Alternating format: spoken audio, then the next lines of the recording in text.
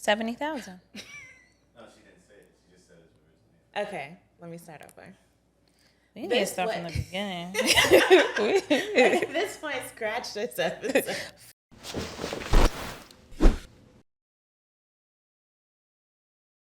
Welcome back to the Planner Suite, where this week we are doing another What's the Budget episode.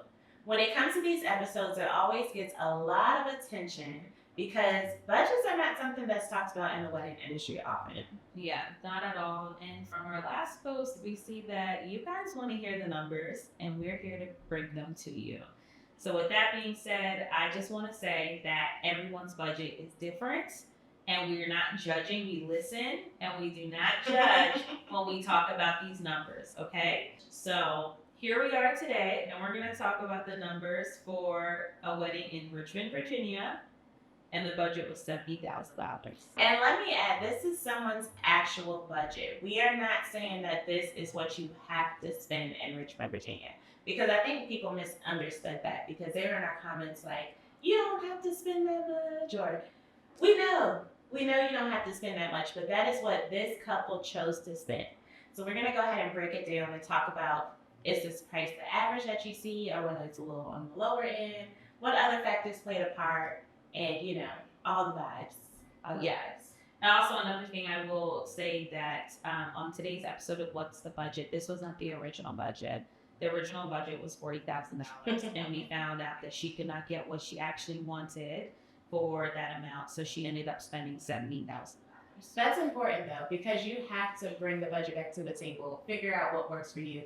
Because sometimes you come with a number and it's like, this is not going to be able to give me what I want. Yeah, and that's why we start, like at Amy Cynthia events, we start with budget 1st because I'm finding that people are not really understanding what is eating up their budget and et cetera. So it's important. Like, Let's budget this first. Let's see what this vision looks like. And then you guys can decide what's important and what's not. And making sure that everything's in alignment with what you want and then what the actual cost is. Yeah. So another thing I will say just about this budget is we do not have a dress in here. I know dresses are important. A lot of our couples do not put their dress in their budget, especially people who are getting custom dresses made, which can be anywhere upwards $10,000, $15,000. Okay? All right, so what's the budget? Richmond, Virginia. Let's get into it. Let's get into it. I'm going to try not to be so hard in my face. I feel like I was yelling at you guys last time. Okay. Wedding planner, this was not for full planning. It was $5,500. This wedding in Richmond, Virginia was originally for 65 people, but after a few adjustments, it ended up being 80 people. The price was originally, like we said, $40,000, but they made that adjustment to $70,000. So a lot of things were brought back to the table, a lot of adjustments made, but they got what they wanted, and that's all that matters. Yep. Okay. So let's get into the numbers, okay? So wedding planner was $5,500. Was that full planning? No, it was not full planning. So like she had done a lot of work on her own, and then she had came. And I will say the wedding was 3 months. So there's only 3 months of planning. So that is very good to know, is that you had 3 months left. Yeah, to there plan. was 3 months left of planning, but she had more. It wasn't a month of coordination. It was too much to do. Okay. Her venue was $11,589, and that did not come with any like catering, bar service, or anything. So in that breakdown, she had to pay to store the venue's chairs because she decided she wanted to use different chairs. So she had to pay a $500 storage fee. The ceremony and reception venue rental was $9,500. She had to pay for porta potties, additional. So they had indoor bathrooms, but she had to pay for some additional outside bathrooms. Is that because their guest list was large? Honestly, the decor was so over the top. She didn't want people coming into the building to see the decor. So for cocktail hour, she had to have the posh potties outside. Okay. So that was $689. And then she paid for her engagement shoot to do photos at a location that was $300. Hotel rooms were $600 for her and her fiance the night before. That storage fee is still blowing my mind. They really didn't have a place to put it. I think it was outside in a box truck, but yeah, it was probably for that box truck and to move it. And it was $300. No, $500. And we tried to negotiate that down. There was no negotiation. Wow. Mind you, also on this price point, like venues give a certain amount of time that you can be in a venue. We were literally, so this wedding, because we were booked so late, I don't think that the bride put a lot of thought into if this was the right venue for her. So we spent a lot of time making this venue look like it was something else. So with that being said, we had to get 7 a.m. access because we were putting in chandeliers when we could have found a venue that already had a chandelier, right. Things like that. So with that being said, this amount also had some additional time in there. Okay. So they paid $500 for an officiant and $30 for their marriage license. So they spent $530 on that. For beauty, she just did beauty for her. Her makeup was $300. Hair was $508. She has a manicure and pedicure in here for $120, which is actually really good. That is good for a mani and pedi. I spent a lot of money on that. Just a gel manicure. Yeah. Lashes were $100, and her hair install was $560 with her extensions. Okay. $1,588 for beauty, just for the bride. She ended up getting a bartender. He came with liquor and a cocktail bar for $1,500. Wait, that's good. He brought the alcohol. Yeah, he brought the alcohol and his service, and then she bought beer, wine, and champagne, and she just put a budget of $200 on that. She spent $1,700 on her bar. She spent $5,198.50 on her catering. Okay. And then her stationery costs. For 85 people, that's actually good. These numbers are good. I think so. 5,000? I think so. For 80 people? That's good. I think for wedding service, it is. Yeah. It was a buffet style. Yeah. It was not plated. I think that's decent. Good, yeah. Food is expensive. Stationery. So she spent $12. I'm breaking down stationery for you guys today because you guys were like, oh, just hit me up. I can make your invitation on Canva. Like... We don't do that anymore. No. Canva is not what we do. I mean, brides, you can do that. But for you guys in the comments that were like, hit me up, I can do your florals, I can do all of this. Like, why are you knocking people's hustle, first of all? But anyway, I'm breaking down stationery. Save the dates were $12.67. So she did probably did a digital something off Etsy and sent it out to her family. Her custom URL for her website, because she didn't want it to say like, thenot.com dash, P&K, whatever. So she got a custom URL that was $19.99. Invitations. Is that per month? No. Or total? It's total for the whole time. Unless you do like a website like Bliss and Bone or something like that. They have a monthly fee. Yeah. That's the only reason I asked that. Some websites have a monthly fee, but this one just had a set rate. Right. And then her invitations were $59, where she just got it off of a site like Zola or something like that. And remember, when you guys are getting your invitations, you're ordering your invitations, and this is just a little wedding planning tip. If you have 150 people coming, do not buy 150 invitations. You're sending invitations per household, not per person, okay? Yes. So if she only had 80 people coming, she technically only needed 40 invitations. Invitations are typically like $1.25 a piece, so just consider that. She got some photos printed for $267. She got acrylic stationery items for $267. Her welcome sign and her seating chart was $875. And then she got one acrylic invite for her photographer to take photos with, and that was $38, bringing her stationery cost to $1,539.16. For transportation, she got a party bus, and that was $1,000 and $1,025.30. That's fun. For the party bus, it was what, after the wedding or while they were on their way to the wedding? It was to bring them from the hotel to the venue. Okay. And then get the groomsmen and bring them back to the venue from the hotel. And then at the end of the night, take them all back. Oh, good. Yeah, so, yeah. People don't think about transportation often. It's huge when you're getting Ubers and things like that. Yeah, huge. She had a 360 photo booth rental. And for the next 3 items, there was someone helping with these costs. So she only put what she was paying. So she put $250 towards her 360 photo booth. Then for photography, she paid $2,615, which someone else paid for the remaining amount for the photographer. And videography, she paid $1,472, and she added drone footage, spending $1,972. But remember, someone else was taking care of the tab for these 3 items for her. So this is not the exact prices. For her cake, she paid $460 for like the actual cake. Then she got a acrylic cake initials, and that was $380, bringing her cake to $840. Her cake was fake. And there was a kitchen cake or a sheet cake in the back. Okay. So, I mean, cakes, just the building that cake, the structure was costing that amount of money. Okay.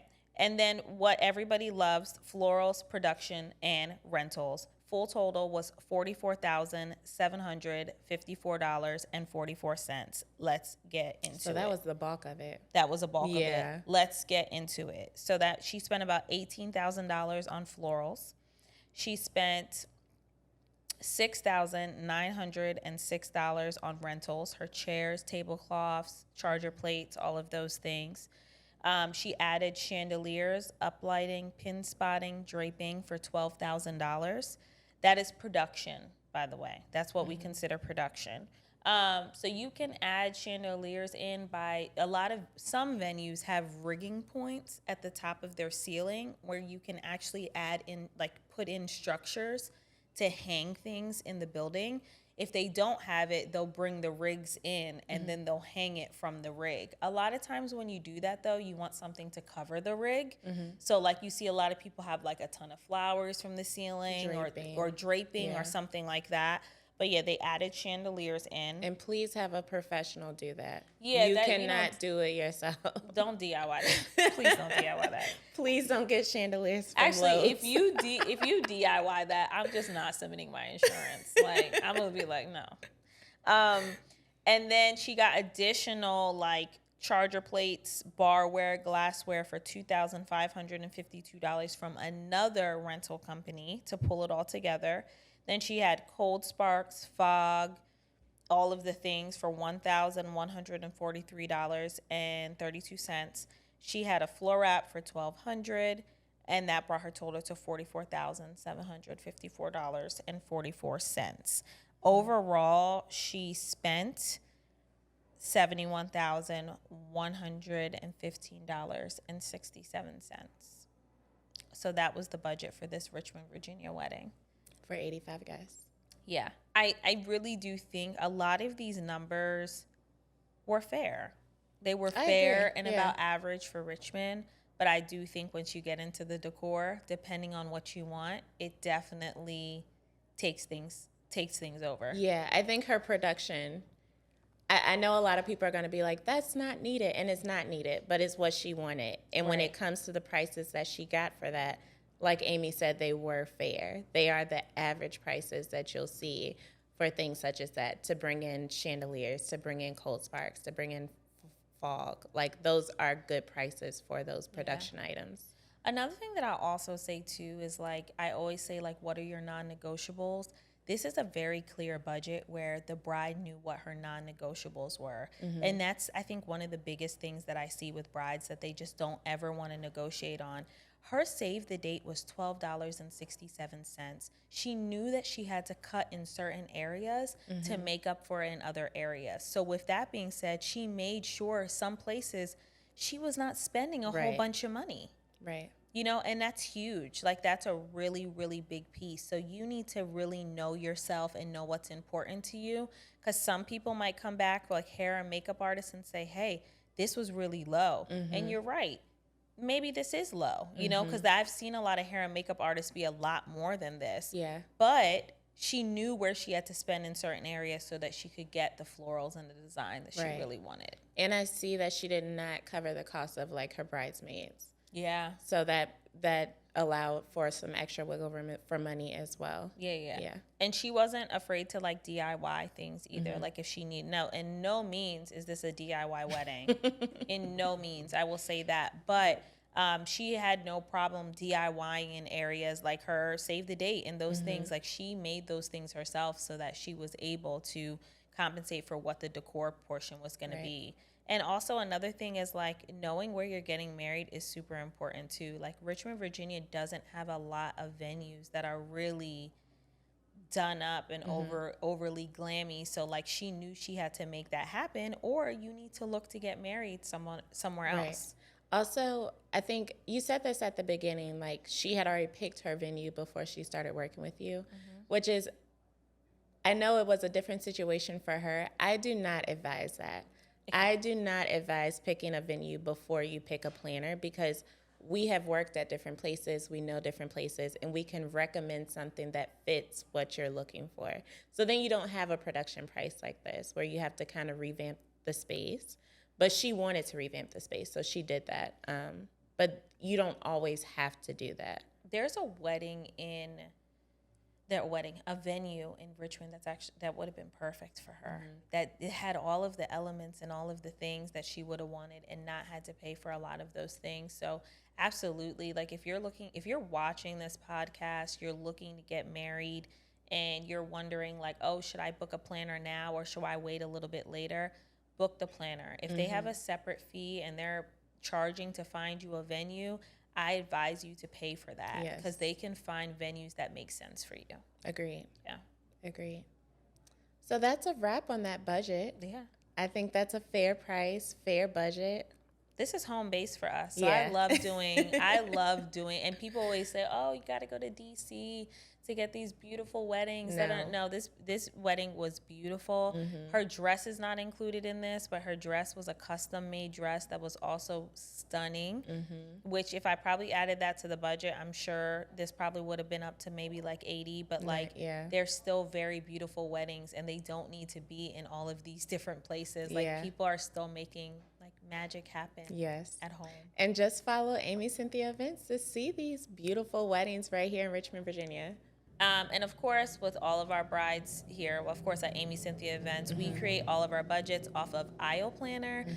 It's a great tool for us, and we're able to really break down every single segment and let you know how much you're going to be over or under and how to pick those non-negotiables. Aisle Planner is like my holy grail. I'm always telling my brides, log everything in there because that's the only way you can keep track of everything. What you're spending, what you have left to do, how we can communicate, putting your inspiration up there. Yeah, absolutely. And just in general, I think that it's just really important as like planners, for the planners that are out there watching this, that you have something where people can put all of their things, you know? Like, I mean, I do understand like a Google Doc and stuff is fine, but being able to show people and show your clients and show their parents, like, this is what you're investing your money on and this is where it's going is like very, very important. Right. Yeah. And if any planners are on and you guys want to try Aisle Planner or you're not using a system to help organize how you guys are working with your couples, brides, even corporate, I use it even sometimes for some larger like parties, social events and things like that. Go ahead and check the link in our bio. We have a code and you guys can get a discount off of Aisle Planner. Awesome. Should they reach out to you if they want help as well, like navigating it? Oh, yeah, absolutely. Like demos and things. Like I remember when we started as a team, my team would be like, oh, we hate Aisle Planner. We hate Aisle. It was me. I hated Aisle Planner. Yeah, she's the one. It was her. To use it, actually. But yeah, absolutely. If you need help, you need a demo, you need me to break it down. I love breaking it down for my clients. I actually do that in my consultations. I show them Aisle Planner. I show them how it works and et cetera. And it ends up being a really cool tool that people like to move forward with. If you use it, you don't have to use it. Yeah. But we suggest that you do. If you try to navigate it by yourself, it's tough. That's why I refused to use it at first. But then once I took time and Amy taught me, it was like, oh, I actually love this. And I love it. And I'm going to use it every day. I use Aisle Planner every day. Yeah. My clients use it every day. So yeah, so that was our 70K wedding in Richmond, Virginia. 85 people. Yep. Yeah. That's it. That's a wrap on that budget. Yeah, they're going to be mad. You think the people are going to be mad about a 70K wedding? They're going to say, oh, we could go to the courthouse or we can. Yes, you can go to the courthouse. Then go. But here at Amy Cynthia Events, the people want weddings. Yeah, they do. And we're going to give it to them. Yeah. So make sure you are following those weddings that we are giving to the people at Amy Cynthia Events. And as always, meet us right back here in the Planner Suite.